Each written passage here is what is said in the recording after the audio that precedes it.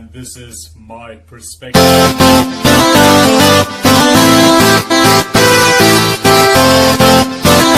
Alright, today we're gonna talk about supplements. I got asked that question lots. Do I take supplements? What are my thoughts on supplements? So on and so forth.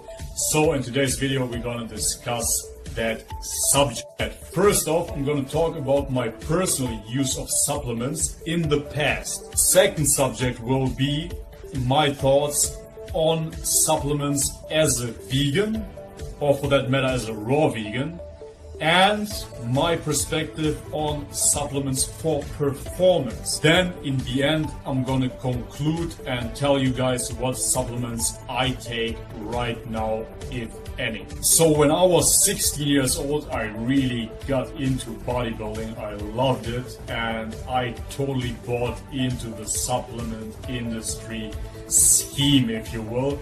I tried them all. I supplemented all the vitamins, vitamin C, B12, all vitamins, all minerals, calcium, magnesium. Next one was whey protein. Then I tried arginine, beta-alanine, pre-alkyl, glutamine, BCAAs. I used as a pre-workout supplement back in the day was a secret tip of Mr. Macedonia, a bodybuilder back in the day of the little city called Ohrid in Macedonia, and he told me to drink a strong coffee with a little bit of rakia. Rakia is Macedonian spirits, so it has around about 60 to 70% of alcohol, and this is what we would drink prior to training to really kick it off. Right, I don't believe that you need supplements as a vegan or as a raw vegan for that matter. If you have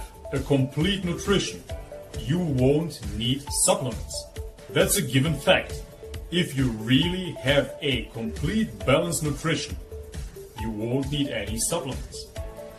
But that being said, most people don't have that. I encourage everybody to download Chronometer and to check their micronutrients.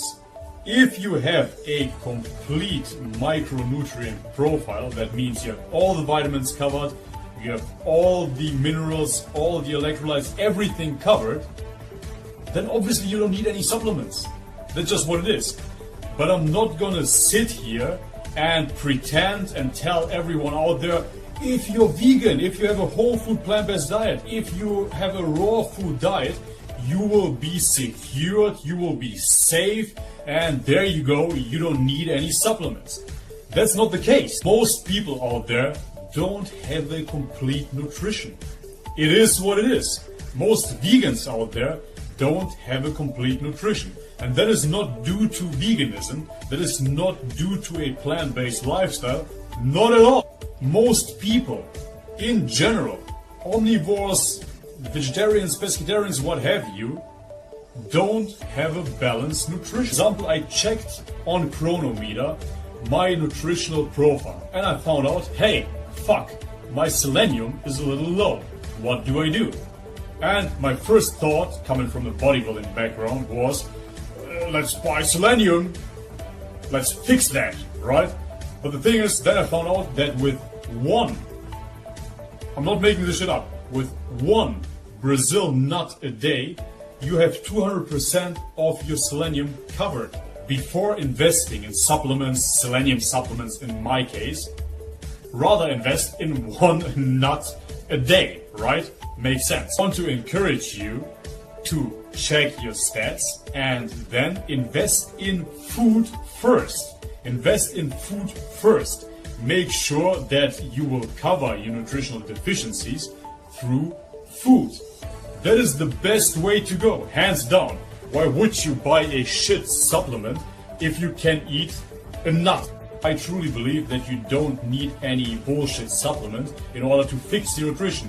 But for whatever reason you don't get your macros fixed, maybe you're just too lazy, maybe you're just too busy, let's be sure, by all means, then supplement. Alright, that being said, supplements for performance. See, I believe that performance and health don't necessarily go hand in hand. If we take, for an instance, sugar, right? Isolated sugar, stripped of all the fiber, all the vitamins, all the minerals, you're left with this simple carbohydrate, and it's shit for you. It's not good. Everybody knows that by now. Next thing would be oils. Some people still believe that olive oil is a miracle cure for everything, for longevity, but if you look into it, you know as well, isolated fats, extracted fats in forms of oils are not good for you either. It is way better to eat an avocado, nuts, seeds, something on those lines. If you are extracting oils, you do the same thing like with the sugar. You strip off the fat of all the fiber, all the minerals, all the vitamins, what have you, and you're left with just fat, just a macro. Both of those substances isolated are pretty shit for you. So why do we assume that isolated protein powders all of a sudden are something good and beneficial for the human body? See, there are just 3 macronutrients: proteins, fats, carbohydrates, right? So in fats and carbohydrates we already covered. That's pretty shit for you if you isolate them. So why all of a sudden protein is an exception to that rule? It isn't. The distinction between health and performance has to be made. For performance, I do believe, as I said before, those isolated substances have an effect. But is it necessarily healthy? I don't think so. I believe that caffeine works. For pre-workout supplements do work. They can stimulate you, they can kick your ass, if you will, on a shitty day. Healthy? Fuck no. Just as harmful as energy drinks. I wouldn't recommend a pre-workout supplement to anybody. But does it work? Yes, it does. It does work. Another one would be creatine. Scientifically proven, it does work. It stores water in your glycogen, therefore you get more of a pump. You can do a couple of more reps. You can gain more strength and size. Therefore, yeah, creatine works as well. Protein powders, yeah, they do work if you don't eat sufficient protein, so therefore they can obviously enhance your protein intake, and with that it does work. Arginine definitely enhances O2 in your bloodstream and therefore gives you more of a pump. Therefore arginine does work too.